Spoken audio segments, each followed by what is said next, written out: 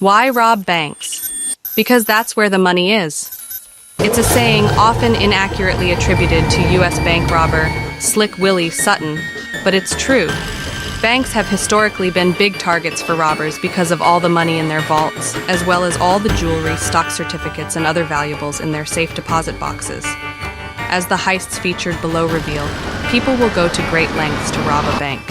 Those lengths include digging secret tunnels, exploding walls, kidnapping bank executives, and disarming alarms with surfboard repair foam. One wonders if the surfer robbers in the film Point Break ever thought of that. Here are 5 daring bank heists where the robbers walked away with millions. 1. The Baker Street Bank Heist. In one of Arthur Conan Doyle's Sherlock Holmes stories, The Red-Headed League, a group of men attempts to rob a bank vault by digging a tunnel underneath it from a nearby building. 80 years after the story's publication, a very similar robbery took place on the street where the fictional Holmes resided. In 1971, a group of robbers rented out a ground-floor store near the Baker Street branch of Lloyds Bank in London. The group had discovered that the bank had a vault full of safe deposit boxes and that the vault's alarm sensors on its floor had been turned off due to nearby roadwork, triggering false alarms. From the rented store, the robbers dug a tunnel that they used to enter the vault through its floor in early September. An amateur ham radio enthusiast named Robert Rowlands actually overheard the robbers chatting on their walkie-talkies during the robbery and alerted the police. The police checked the vault door at the Baker Street branch while the robbers were inside, but because the door was still locked, they didn't think anything was amiss. The robbers made off with an estimated 3 million British pounds, around 7 million US dollars at the time, and 51 million today. However, one of them had made the mistake of using his own name to lease the store where they dug the tunnel, and the oversight led to his conviction, along with 3 other men involved in the robbery. 2. The United California Bank Heist. On March 24, 1972, a group of robbers broke into the United California Bank in Laguna Niguel, California, based on a tip that President Richard Nixon had stashed some $30 million in illegal campaign funds there.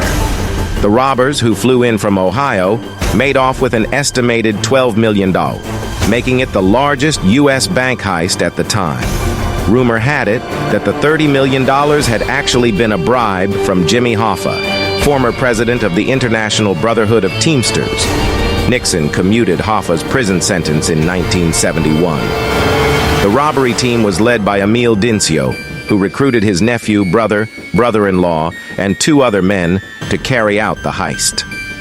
Nixon was not one of our favorite people to begin with, recalled Harry Barber, Dincio's nephew who participated in the heist, to the Daily Beast in 2019. We were told that Nixon was hiding some money, so we figured he couldn't cry to nobody. The 6-man team disabled the bank's alarm system by spraying the inside of the main alarm with a surfboard repair foam. They used dynamite to blow a hole in the roof of the bank on a Friday and spent the whole weekend going through the vault.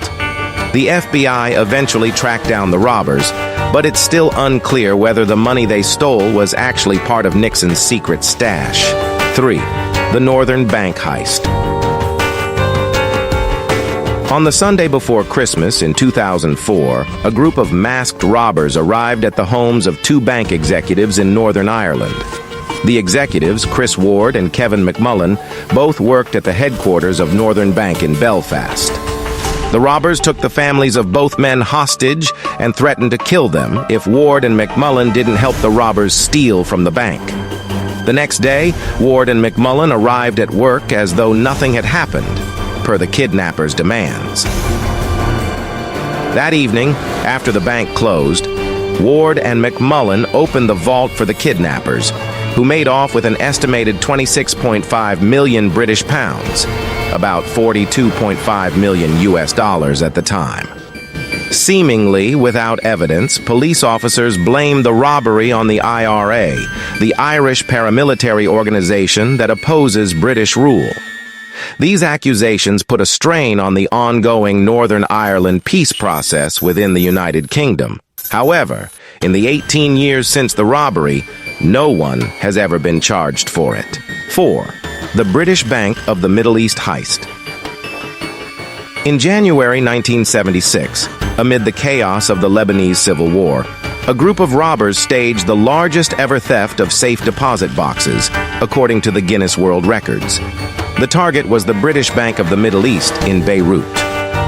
Using explosives, the group blasted through a wall that the bank shared with a Catholic church. After locksmiths opened the vault, the robbers made off with an estimated $20 to $50 million in gold bars, stock certificates, jewelry and various currencies. Although British and U.S. media have alleged that the robbers had some connection to the Palestine Liberation Organization, no one has ever been charged in this heist. 5. The Banco Central Heist. In 2005, a group of robbers rented a building in Fortaleza, Brazil, in the name of an artificial turf company. In reality, the group wasn't making synthetic turf. They were digging a tunnel more than 250 feet long to the city's Banco Central Bank branch. The robbers took about 3 months to dig the tunnel from the rented building to the bank. On the first weekend in August, the team broke through the bank floor and made off with more than 150 million Brazilian reals, around 70 million US dollars at the time.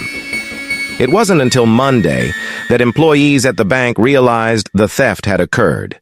2 months later, the supposed leader of the robbery, 26-year-old Luis Fernando Ribeiro, was kidnapped and held for ransom.